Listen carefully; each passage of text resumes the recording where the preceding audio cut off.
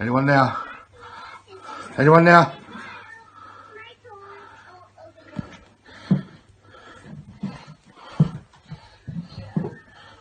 I can hear you.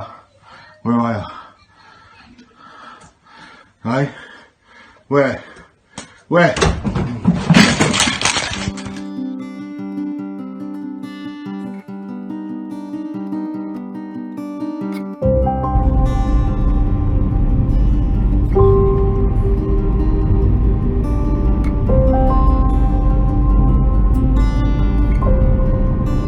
My name's Kieran Woodhouse. I'm a paranormal investigator, paranormal researcher. I've been doing it now for about 10 years, give or take, and I've really struck out on my own the past maybe 3 or 4 years. Started investigating more personal experiences, so family homes, private locations, and I'm really just trying to get to the bottom of what the paranormal is and these experiences. And to me, there is an answer. There's a theory that I've been working towards, which we might delve into as this film progresses. But yeah, to me, it's all about helping people live with these experiences and cope with it as well, because it's going to be there no matter what you do, and it's learning how to live with it.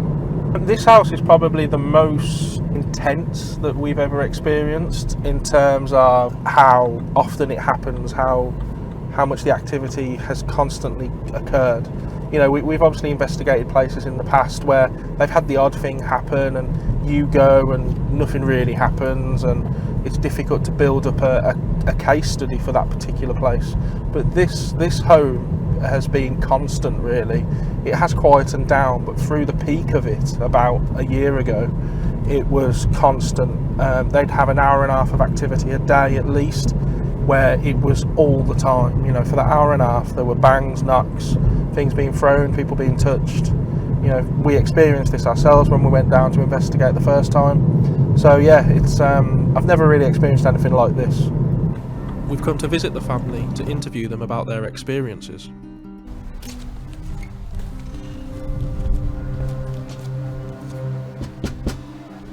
Hello, come in.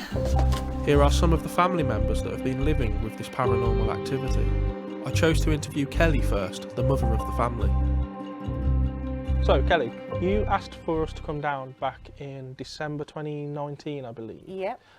We weren't the first people to come down. No. What made you reach out to people like us? I wanted help, essentially, and obviously to try and get some answers of what was going on and why. Did you feel that you needed that help because you were in danger?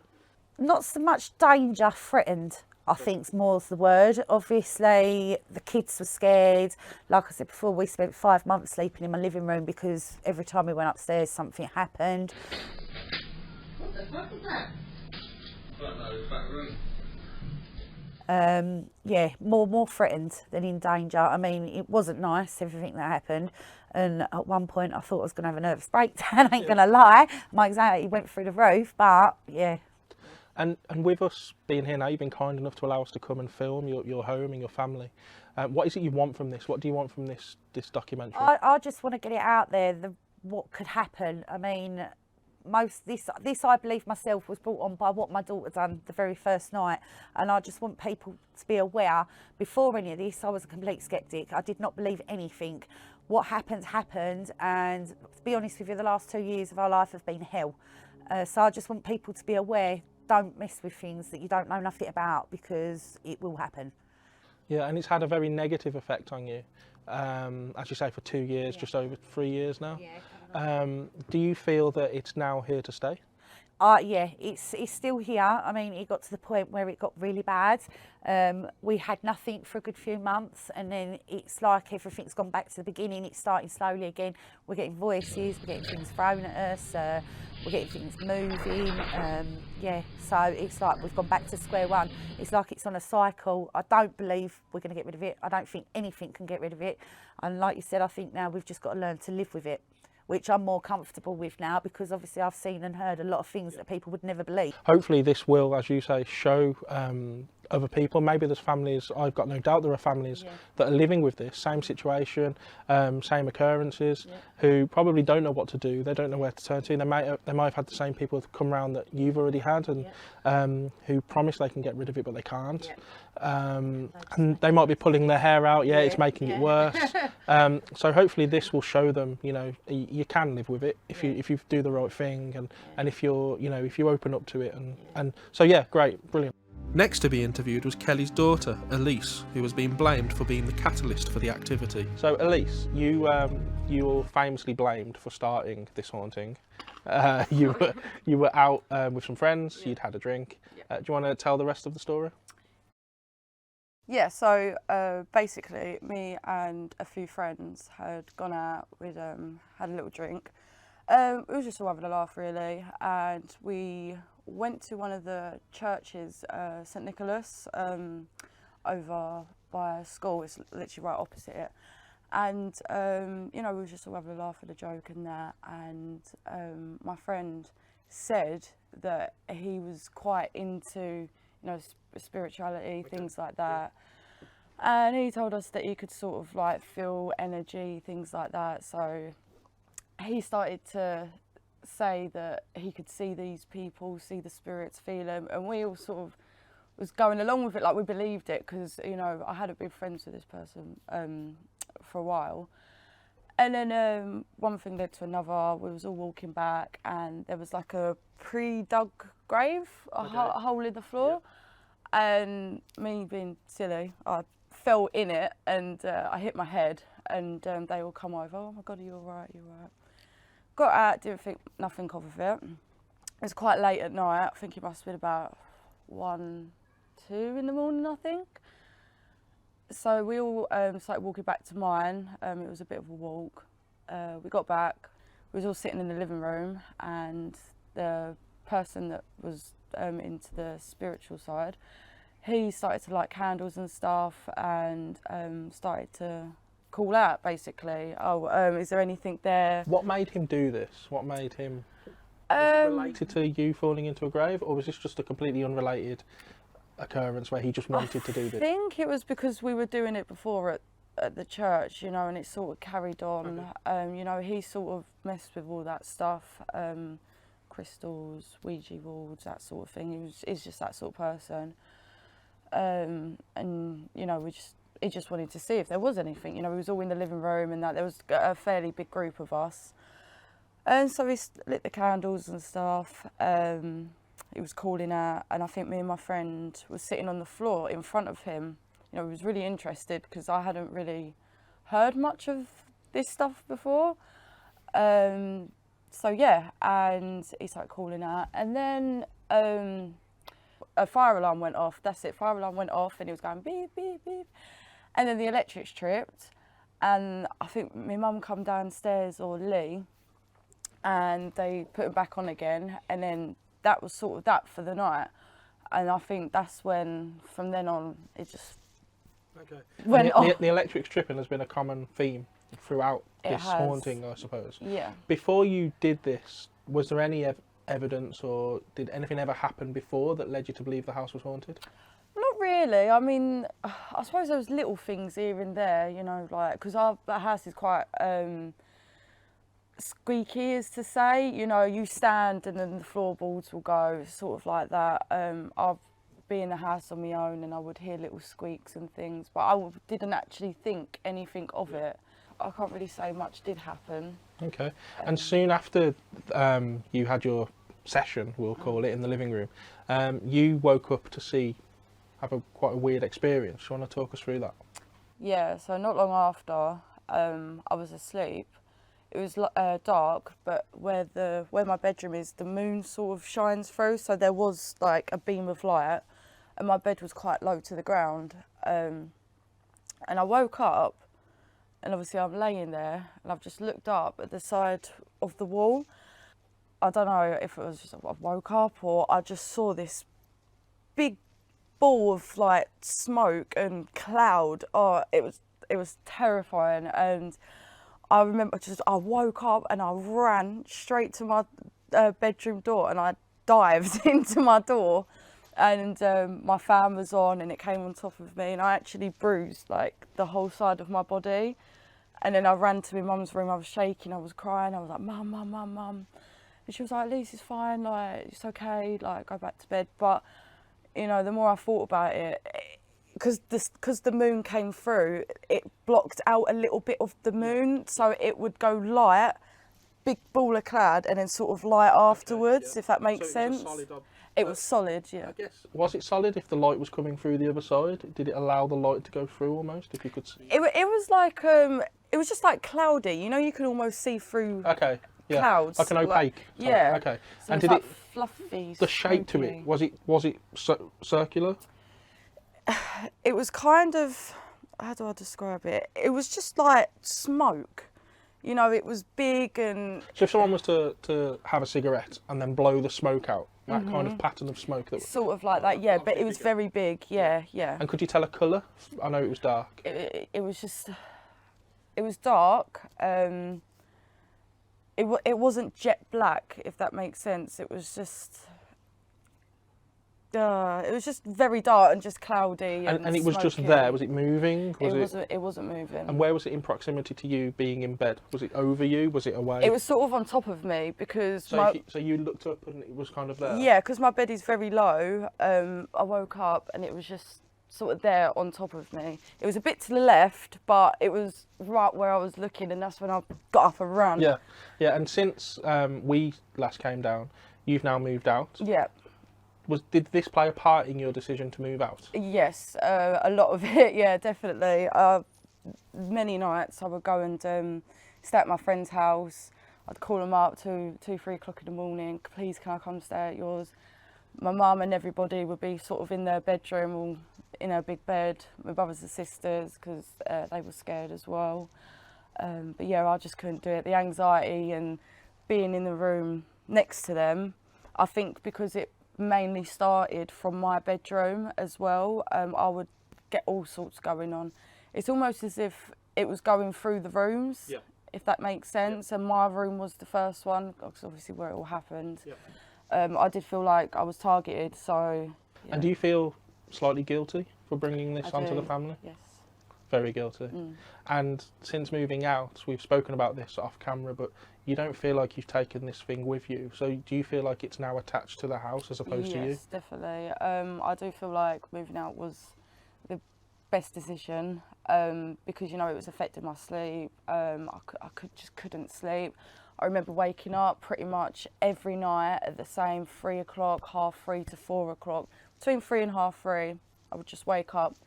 And I would always sleep with my telly on because, you know, I was sort of scared of the dark and everything. And I would always wake up and my telly would be off, and I'd quickly get out, turn the telly on and run back to bed. And where you are now in your new home, you don't get anything, no activity whatsoever? No, not really, no. No. Okay. So what is it that you would want from this documentary? What, if there's a message that you could put out there, what would that be? My message would be is definitely not to mess with the spirit world if you don't have a clue. Basically, leave it to professionals, because, you know, I know from research now you're meant to do sort of protection, that sort of thing. Didn't do any of that, and yeah. And I guess the overarching moral is don't fall in graves. That's it. Yeah, don't fall in graves. Definitely. Brilliant. Next to be interviewed was Elise's sister and her partner Con, who had both been subjected to some of the more physical experiences. I mean, there was one time when I was in the kitchen, and we was all in the kitchen, but I could only hear a woman talking, couldn't I? And that really, I didn't know what to do with that. Like, it was like a woman talking behind everyone, and that scared me because none of these could hear it. And I thought like I was going crazy. So when I stepped out the house, it was gone, changed. Right, okay. Couldn't hear it again after that, and that was quite scary considering no one else could hear it. and we've had mimicking as well, haven't we? Have you ever heard that, where this thing was mimicked to someone else? Yeah, I've had, when mum and that are at work, I've had mum call Elise or Elise call me, and no one will be in. When it first started, very started, we had the dog and he used to sleep down here, and I'd hear the dog crying, and then I'd hear a woman and a man talking, right? And then that's when it started kicking off properly. That was from the very beginning. I was hearing little bangs and things So you downstairs. mentioned a woman and a man talking. So Yeah. do you think there's more than one? Yeah, I've said when obviously I do believe that there is bad in this house, more than one. I also believe there's good. Okay. A lot of good in the house as well. That was trying to protect us in certain things. Do you know what I mean? Okay, yeah, that's fine. And Con, you're a bit of a not an outsider, but you're not part of the family directly. So you've come in, you live here. Yeah. What was it like coming into a family that was being terrorised? Obviously, when I first came, I didn't know about it all entirely. I've heard bits and bobs. I'm not. I wouldn't say I wasn't a believer of it, but obviously it's one of the things. Until you experience it yourself, you don't really know. But yeah, when I come here, I've heard about things. And then obviously the first time I ever experienced anything was the Red Bull can upstairs. That had done a 360 in front of us. We was just talking away, and I'd noticed it. And then by the time I'd pointed it out, it was still moving, and everyone else had seen it by then. So we'd come down, we'd told Kel, basically gone back upstairs and went to reenact what had happened, but didn't actually need to because it happened again. Right. So we've gone, look, this is how it happened. As we put it back down, it's just spun again in front of all of us, but Kel's there this time as well. This is a camera pop. Yeah. Just Yeah, and her cousin was there. My also, cousin Katie as well. She's also outside, just come in, just experienced it and all. I mean, I've had loads of things like that. My cousin, he doesn't come around often, but he's experienced things in there. His dad. Yeah. And the worst thing you've experienced, in my opinion, obviously I can't talk for you, but is the scratches that you had on your back Yeah. whilst you were in the shower. Yeah. Obviously, you didn't feel that at the time. I didn't actually feel it at the time, no. As I say, I was just having a shower. It wasn't until I got out and I was drying myself. No, I see it first. Yeah, but I actually felt it on my back. It was stinging. I was like, "Oh, what's that?" And then obviously she'd noticed. It wasn't just like a scratch. It was It was like it wasn't letters. a writing as in like you could read it, but it was a pattern It of was, some sort. Yeah. Yeah, it was something. It wasn't just an If average you think scratch. a scratch, you think the fingernails Yeah, no. for Well, fingernail scratching. But these are yeah. scratches in all sorts of directions. Yeah, in it sort of a looked like a pattern, so name to me, Yeah, but something. So like it was something. It wasn't just a normal average And scratch. it's strange because if you get scratched, you tend to feel it straight Yeah, away. that Unless you were drying yourself. and then it happened then maybe, but But you wouldn't have known. You know, if you hadn't dried yourself at that time, you wouldn't have known.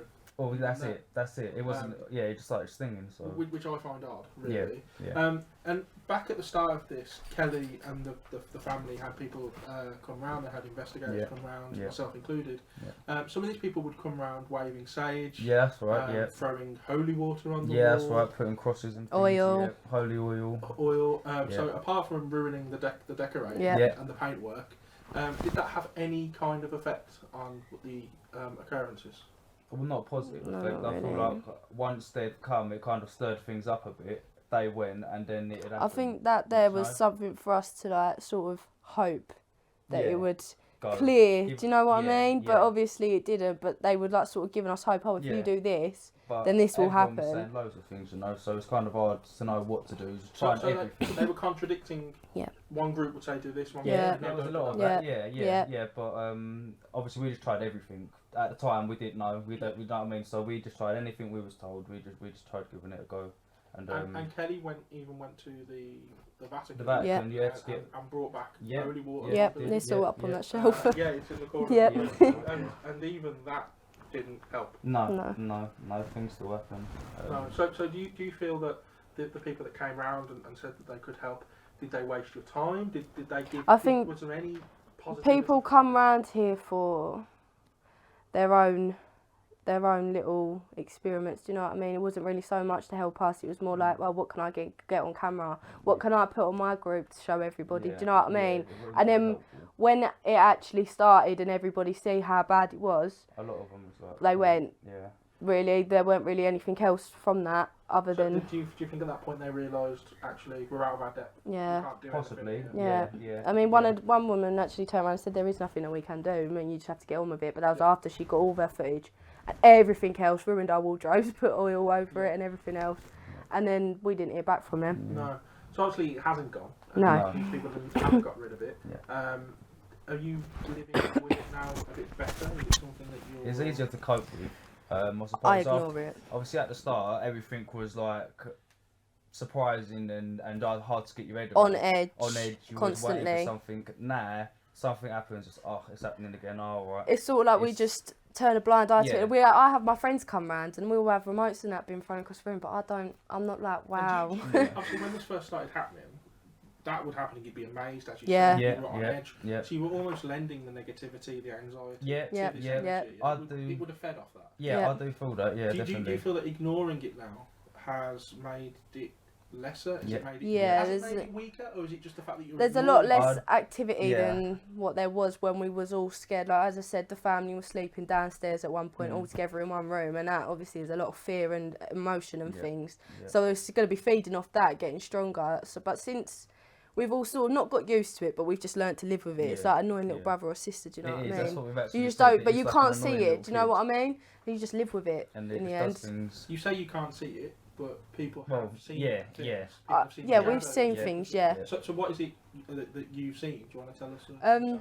I mean, literally last night, I was standing here looking in the mirror, and I see someone walk down the hallway, and I said to him, because I turned around, and I was like, and no one was awake. I've had that. I've seen black shadows walk around the house. I see that often. quite a lot, I but see that like I often. said, it's not something that I'll be like, wow, anymore. Yeah. It's more yeah, just like, it's- okay. Yeah, it's just so. And the it's a norm shadows, now. do they have a shape to them, or is it more of a black and white? It's more like just a black Yeah, cloud, like for me when in I the see corner of something, your eye. yeah, that's what I was about to say. It's normally just like a, you know what I mean? Just There and it's Yeah, you just you can look see and you it can for a see split it just goes, second. Yeah, that's what I've experienced quite a lot. Okay, so you're living with it now. You're ignoring it as Yeah. much as you Yeah, possibly can, which yeah. is obviously having a positive Yeah. effect. on Yeah. it. What is it you want from this? What we're doing now?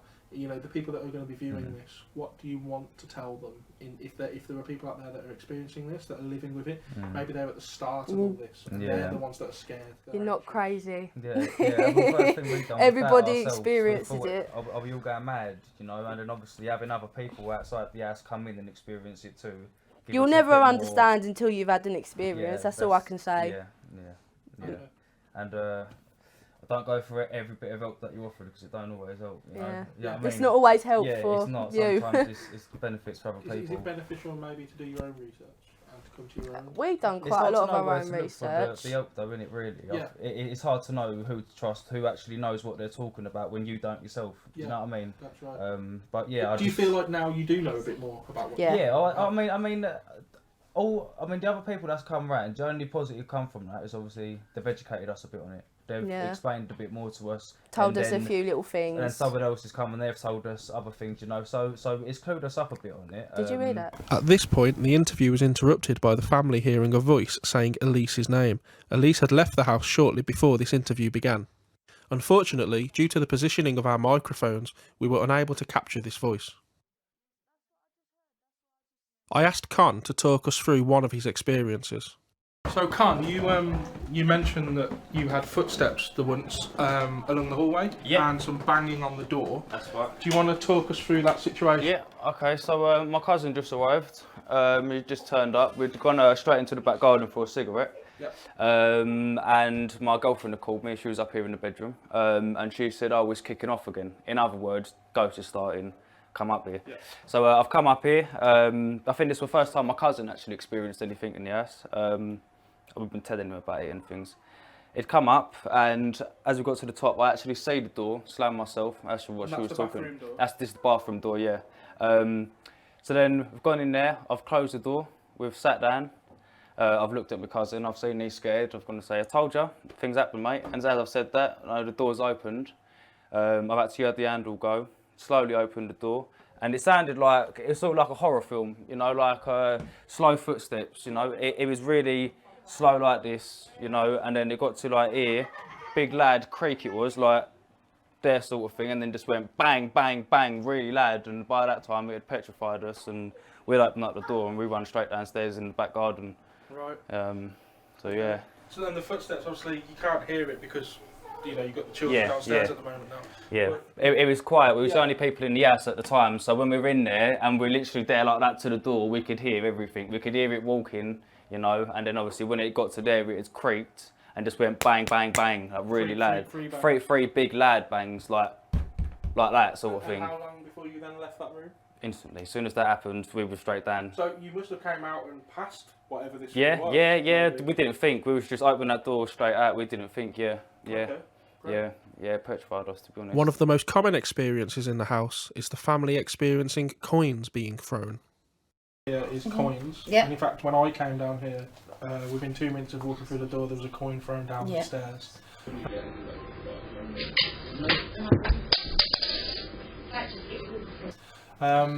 We've got damage here on the walls of the coins. Do you just want to show us some of these? These perfect circles. Got one there, obviously one up here. There's a dent there, one there. That's how hard they were thrown, obviously, with force. And like I said, I think there must have been well over 200 coins thrown that I've actually collected and kept. Yes, and you have a jar. I do, yeah, behind the door. And within there were New Zealand coins. We had coins from New Zealand as well. Was it always pennies, 2 pennies? Pennies, mainly pennies, but then did go to 2p's. But the strange thing is obviously I literally cleaned the whole house of change when we kept getting them thrown. I took all the kids' money boxes away, everything. I got all the change out of the house, and the pennies still kept coming. So they were almost manifesting from nowhere. Yeah. Did you ever ask for fivers to be broken? I actually asked for £50 notes and I never got none. I was actually gutted about that. And of course we have, for me, when I was here, the damage was, or the evidence was mainly coming from up here. This seems to be the hot spot of the house, the landing. So the coins were thrown from the top, off the back wall. And then down. And down into the... You had laminate, I believe, at the time? We did, yeah. They mainly fell on the down here in the landing, though. Literally, I think it was for effect because you could hear them drop. Yeah. And it was obviously, it echoed, it's the middle of the house, it's open. So, yeah. And it wasn't just coins, or it's not just coins that you've had thrown. You've had we've had all door. sorts. So there was a doorknob, a door handle, and you can see the damage there on the wall. A big crystal door knob, literally. Lee was walking down the stairs, he got to this point and it just literally come flying over the banister and missed his head by about probably 2 inches. If he hadn't ducked, it would have hit him in the head.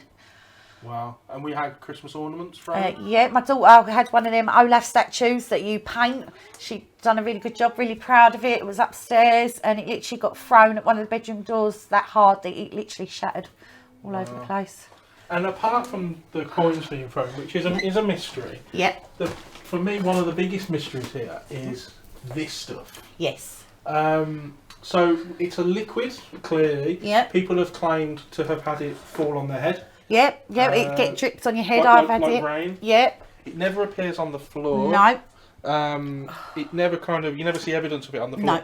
But what the evidence here, as you can see, there's nothing dripping down the wall, which is interesting. The stain is underneath. Yes. So how did it get there? Exactly. That's why I've kept it. I can't work it out. It's just you'd be walking along, obviously doing nothing, you'd feel something drip on your head, obviously feel it, it's wet, and then all of a sudden pennies would start getting thrown and all sorts. At one point it did coincide with actually getting dripped on. As soon as you got dripped on, it would be bad. Yeah. Right.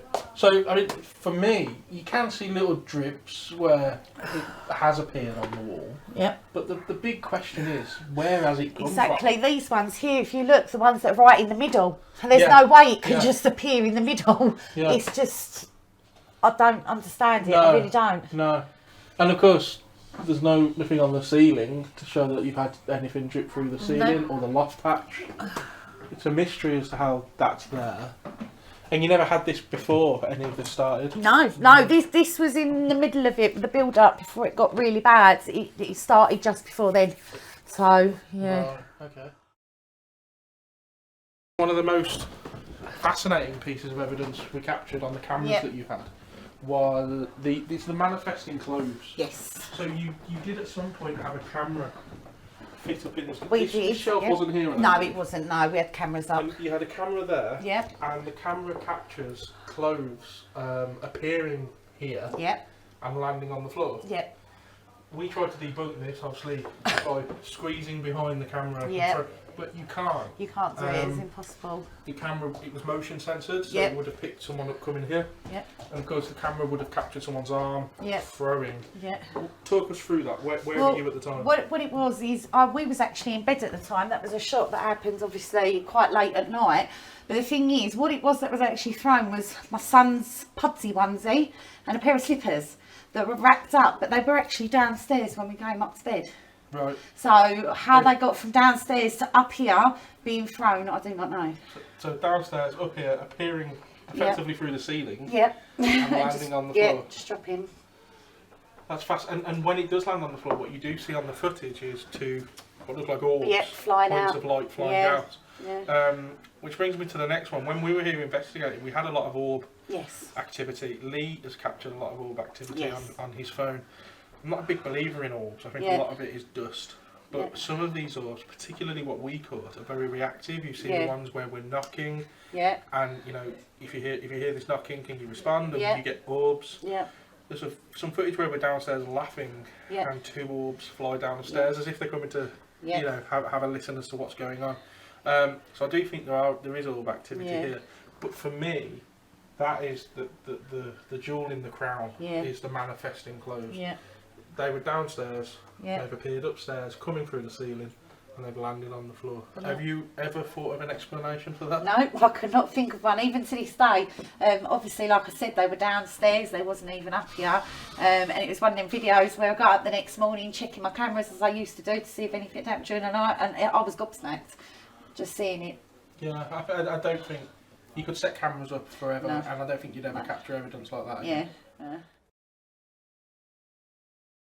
So when I was here doing the investigation in 2019, we had a lot of activity in this room, and what we had was a door. So this sliding door wasn't here, it was an actual standard door, and on the back of the door was a shoe rack, and obviously shoes are in there.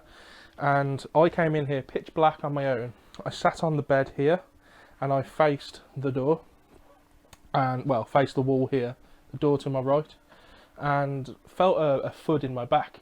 So I've kind of turned my torch on to see what it was, and one of the shoes has come out of the shoe rack, gone around me, turned back on itself and hit me in the back.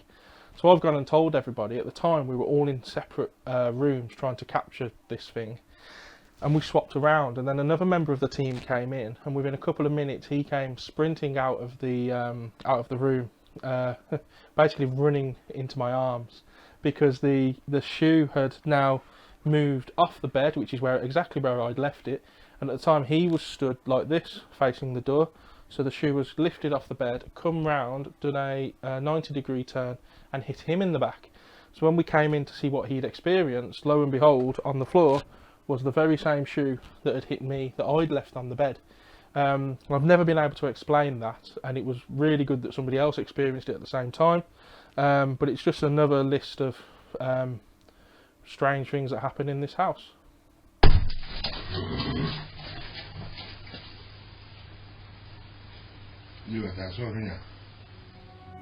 Lee has been the main target for this entity, with one of his most shocking experiences including being punched by an unseen force. Due to his work commitments, we had to catch up with Lee via Skype at a later date to discuss his take on the situation. So Lee, you really caught the brunt of this back at the start. You know, it was you that had this really weird, strange experience before anybody else really did. Do you want to talk us through what happened?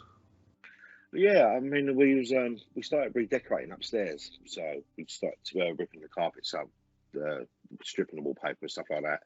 I just finished the twins' bedroom, so that was all done, and I was working my way through around the rest of the house.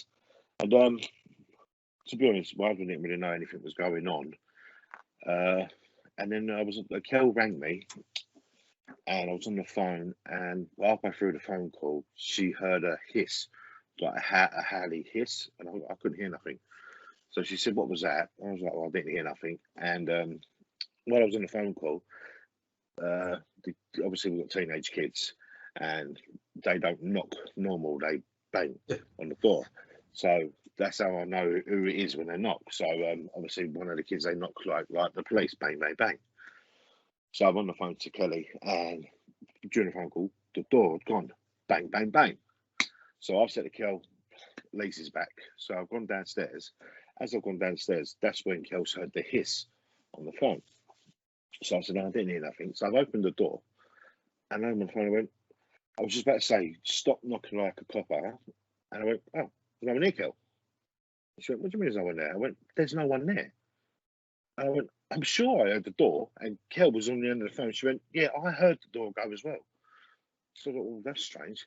So I didn't think nothing of it. Closed the door. Kel was at work, so I said, "Go on, babe, you crack on. I'll go upstairs." Twins were in bed, so I'm going to carry on redecorating. She said, "Okay, no worries." And then the dog started acting funny. He was growling at the stairs, and he was whining. So that was a bit strange. I mean, obviously we didn't have him that long, but I thought like he'd be used to the house by now. So I was playing with him, saying, "What's the matter, boy?" But he sat outside the twins' room, and he sat there for about 10 minutes. And I kept saying to him, "What's the matter? What's the matter?" And then I started hearing noises. And obviously, where we got my carpet down, I thought the floorboards were moving about, stuff like that. But I then thought, right, it's got to be the bathroom window. Gone in the bathroom, shut the window, done. Come back in, and he started growling again. And I've gone out there to talk to him, and then all of a sudden the tumble dry kicked in, and we've both jumped because it's that feeling that you get when someone stands right behind it in your personal space, the hair go up. That's what happened. I was like, hold on a minute, something's different here. I mean, the hair stood up. I was like, God, I don't like this feeling. So that got me a bit on edge. Tumble dry went off. Me and the dog jumped, as you've seen on the video recorder. And then I was reassuring him, "That's all right, bro." It's only like reassuring him, but reassuring myself at the same time. Yeah. All of a sudden, there's a bang, and the dog followed. Something. I didn't see it. I was inside the room, so it's come from where the loft hatch is down the stairs. So I've gone back in that room. For some reason, me being in the twins' room, I felt safe. Yeah. When I came out of the room, I felt all icy and edgy and a bit scared. I know it sounds impossible on bald-headed toes, but yeah, trust me, if I can't see it, I'm scared. Yeah. So then I started getting this feeling that I knew something was here. Right. Because I could feel it. And now I'm starting to, what's the word? Confront it. Yeah. So I'm like, all right, you're playing silly buggers. Yeah, all right, I ain't scared of you. Come on in. Go away. I've got things to do to stop me from getting scared. And there was a couple of footsteps running. Bo was still outside the door. So I thought, you know what? If I look round the corner, I don't want something to jump at me, so I'm going to put the phone out first and check. Yeah. So I was doing that, and I see the coat hangers were moving a little bit. So I didn't think nothing of it, wind, whatever motion. So I left it at that, and then I heard something tap tap tap tap, and I'm like, right, just gone out there, and I'm like, right, I know you're there. I've just sensed you. I've just heard you. Where are you? I ain't having this. Come out. And then all of a sudden, the bathroom door just slammed. Anyone there? Anyone there?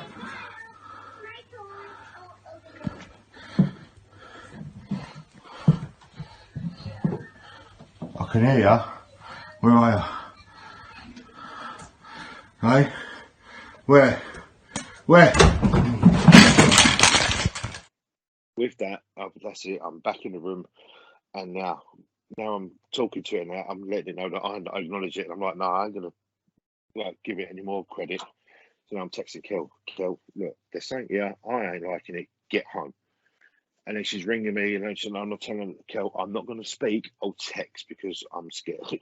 Yeah. Then they've all come back, and I've told them what's going on. And to be honest, Kel, when I turned around and said, that's the first time they've seen me white as a ghost, hair sticking up, I didn't like it. So she's coming. Where's the twins? They're fine. They're right. They're in bed. They're fine. They haven't been disturbed. But for some reason, I feel safer in the twins' room. And then the girl started telling us little things that have been happening recently, and then Kel started telling us what she's been hearing. She's been hearing the growling and the moaning and things like that. And then we found out 2 weeks prior to that it all started making sense. Then that the stepdaughter and her friends had come home from a drunken night. They'd recently lost a friend. Yeah. And they got drunk, and it's something. They went to a graveyard or something, came back, and lo and behold, they was meddling in something that they shouldn't have been. And it was in the front room, directly underneath our room. Now, I remember that night because I heard a load of screaming. So I've shot out of bed, running out in the pitch black. The power had tripped. Right. So that night, that's when I went down and turned it on. And I'm saying to them, why are you sitting here with candles? What are you doing? And they're like, oh no, we're just chilling. We're just having a laugh. And all right, we'll keep the noise down. Don't know why the power's tripped, but it shouldn't have done that. Yeah. Didn't think nothing of it. They didn't tell me what they were doing. Come back to bed. So this was sorry. So there was a 2-week period between that happening and then the experiences that you've just explained and the footage that you managed to capture. Yeah, that's the first real experience for me. Stop from that starting 2-week point.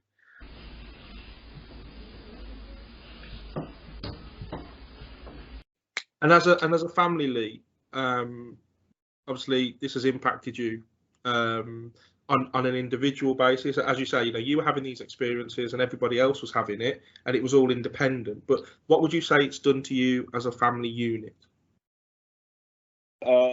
At first, it nearly destroyed us. Yeah. At first, it got to the point where the minute we woke up, we wanted to kill each other. Enough was enough, and it was just so horrible. And then obviously, when we started getting in contact with the likes of you and you explained to us what we needed to do, we fed positivity and confronted it. We started becoming a unit again. Yeah. But yeah, it started getting to the point where it's just constant razz, to the point where I didn't want to come home no more. I just want to go work. I couldn't be bothered no more. I mean, I was done. I've had enough. I can't keep arguing. I don't want to be here. They're disrespectful. We want to kill each other. That's it. I'm done with leave. Same with Kel. Kel got to the point where she couldn't even come in the house until I was home. Yeah. And then it started affecting the girls a lot more. And then we noticed that when the tension built up, the loft hatch would fly open, and it got to the point when things started getting thrown. That's when we wanted to start sleeping downstairs. Yeah. Because I don't know why, I can't remember that, but it just felt safer there. Twins' room was too small.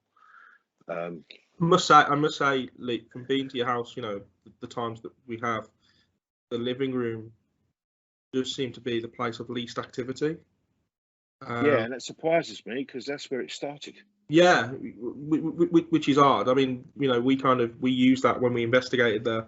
We used that as our little base, if you remember. And yeah, it was while we were in there that we were hearing footsteps and we were hearing scratching and we were having pennies thrown.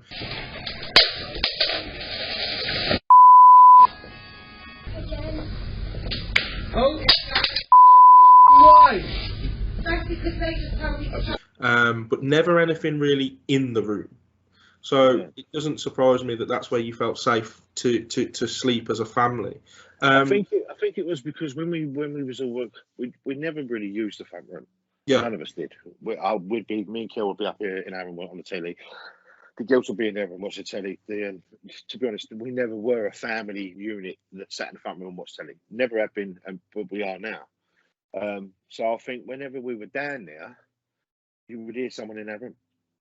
Yeah. And I think that's what Don told me and Kel, like, oh, no, like, we're going to stay down here for a bit because that's our room.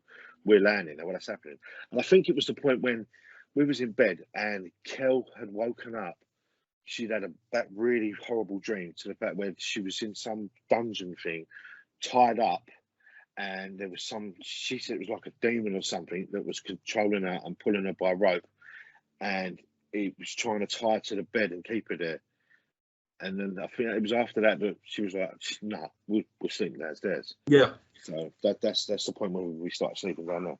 And as kind of looking forward now, as you mentioned briefly there, that you've got new ways of dealing with this, which is the positivity, the confronting it almost in a positive way, if that makes sense.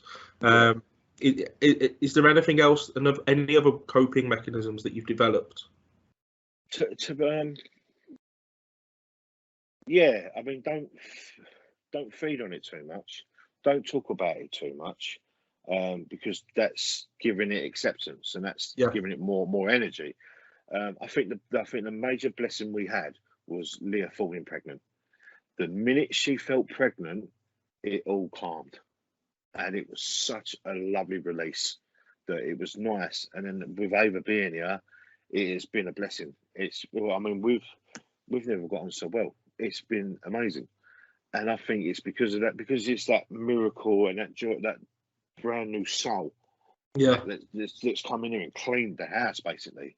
Yeah, it's felt great, but when that's happened, we're now believing and telling ourselves, yeah, it's gone now, it's gone, but it's never has gone. It's still here. But that's interesting, though, isn't it? Because it hasn't gone, no, and we experienced stuff when we were down there recently. But the energy does feel a lot better than when I was there last time.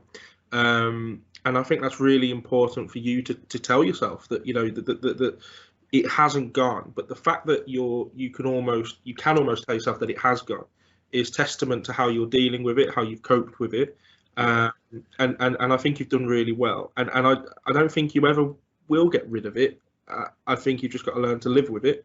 And as long as you're happy as a family unit, which you seem to be now, as you say, that's all you can do. Do you have any, obviously, people that will be watching this may be experiencing this themselves? They might be too scared to speak out. They might not be able to confirm to themselves what it is, you know, because once you confirm what it is, you're kind of making it real.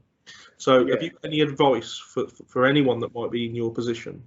Yeah, I mean, obviously, I come from, like, my mum's a white witch, and I have the gift of knowing and sensing and things like that, and which is a great bonus.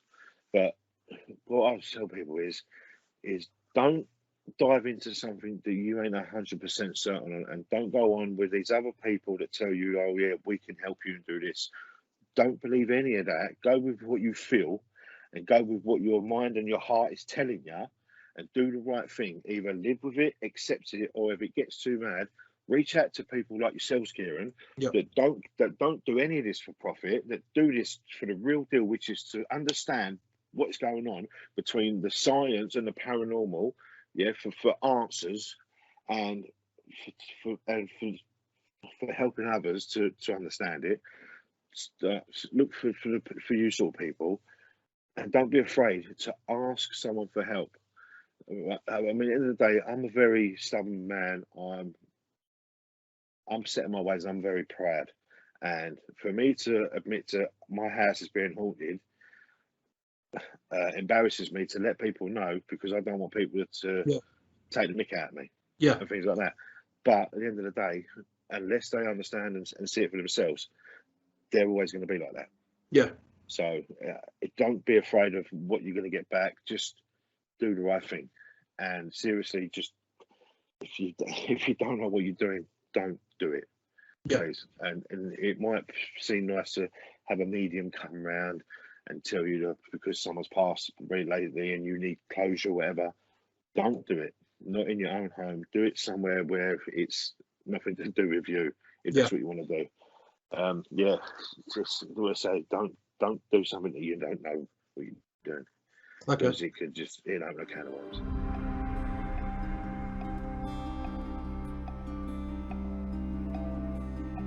To this day, the family are still experiencing strange occurrences and sounds such as knocking and banging. They are more at peace with what is happening now and have been introduced to an individual that is seeking to help them and rid their house of this entity once and for all.